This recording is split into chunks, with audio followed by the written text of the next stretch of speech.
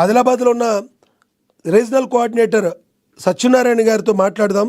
అక్కడ పరిస్థితులు ఎలా ఉన్నాయో తెలుసుకుందాం.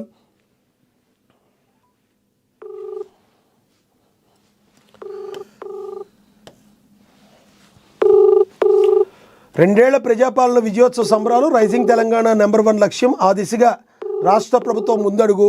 $3 ట్రిలియన్ సంపదపై ఫోకస్. ప్రజాభివృద్ధి, ప్రజా సంక్షేమమే ధ్యేయం. మీడియాతో మంత్రి వెల్లడి. రైజింగ్ తెలంగాణ #1 2047 లక్ష్యంగా. సత్యనారాయణ గారు నమస్తే అండి. సార్ మనము పేపర్ అనాలిసిస్లో ఉన్నాం ఇప్పుడు. అయితే ఈరోజు ఆదిలాబాద్ జిల్లాలో మరి రేవంత్ రెడ్డి గారు పర్యటిస్తున్నారు.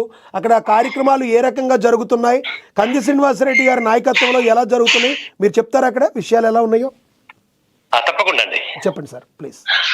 అయితే దాదాపుగా సీఎం రేవంత్ రెడ్డికి పర్యటన సంబంధించి రేపు సీఎం రేవంత్ ఆదిలాబాద్ జిల్లాలో పర్యటించనున్నారు. ఇందుకు సంబంధించి అయితే ఇది అధికారిక పర్యటనగా అధికారులు అయితే చెప్తున్నారు. కాబట్టి మొత్తం టోటల్ గా అధికారులు అయితే పూర్తి ఏర్పాట్లు ఇక్కడ గ్రౌండ్ లో అయితే ఏదైతే సభ జరిగేటటువంటి 5,000 మందితో అది కూడా పూర్తిగా డ్వాక్రా మహిళలతో ఎక్కువగా జరిగేటటువంటి ఒక సభలో సీఎం రేవంత్ రెడ్డి పాల్గొని ప్రసంగించనున్నారు. అయితే పార్టీ తరపున కూడా ఇటు అసెంబ్లీ ఇన్ఛార్జ్ కంది శ్రీనివాసరెడ్డి నిన్న జూపల్లి ఇన్ఛార్జ్ మంత్రి జూపల్లి కృష్ణారావు కూడా ఈ యొక్క ఏర్పాట్లను పరిశీలించేందుకు వచ్చారు. అయితే మంత్రితో పాటు కంది శ్రీనివాసరెడ్డి కూడా సభ ఏర్పాట్లను పూర్తిగా పరిశీలించి అదైతే సభకు ఎక్కువ సంఖ్యలో భారీ సంఖ్యలో జనం తరలొచ్చి సభనైతే విజయవంతం చేయాలని చెప్పేసి కంది శ్రీనివాసరెడ్డి ఆదిలాబాద్ నియోజకవర్గ ప్రజలకైతే నిన్న పిలుపునిచ్చినటువంటి ఒక విషయం. అయితే దాంతో పాటుగా సభకు సంబంధించి దాదాపుగా ఈ రోడ్ల ఇరువైపులా కూడా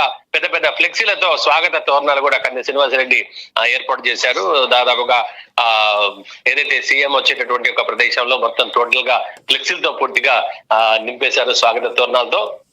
ఓవరాల్ గా ఇది అంటే 2 సంవత్సరాల ప్రజా విజయోత్సవ సభ అని చెప్పేసి నిన్న జూపల్లి కృష్ణారావు చెప్పారు. ఎందుకంటే 2 సంవత్సరాల్లో తెలంగాణ కాంగ్రెస్ ప్రజాప్రభుత్వం ప్రజలకు అనేక సంక్షేమ పథకాలు అలాగే ఎన్నో అభివృద్ధి కార్యక్రమాలు చేపడుతూ 2 సంవత్సరాలు పూర్తి చేసుకున్న సందర్భంగా ఈ ప్రజా విజయోత్సవ సభ నిర్వహిస్తున్నట్టుగా చెప్తున్నారు. అయితే విపక్షాలు మాత్రం ఈ గ్రామ పంచాయతీ ఎన్నికల సమయంలో ఇలాంటి అభివృద్ధి కార్యక్రమాలు చేపడుతుందని విమర్శిస్తుంది. కానీ ఇది గ్రామ పంచాయతీలు కాదు, జిల్లా కేంద్రాలు ఏదైతే మున్సిపల్ పరిధిలో చేపట్టేటటువంటి ఒక అభివృద్ధి కార్యక్రమాలు ఏవైతే ఉన్నాయో అవన్నీ కూడా దాదాపుగా మున్సిపల్ పరిధిలో అభివృద్ధి కార్యక్రమాలు, ఒక శంకుస్థాపనలు, ప్రారంభోత్సవాలు ఆయన చేసేటటువంటి ఒక అవకాశం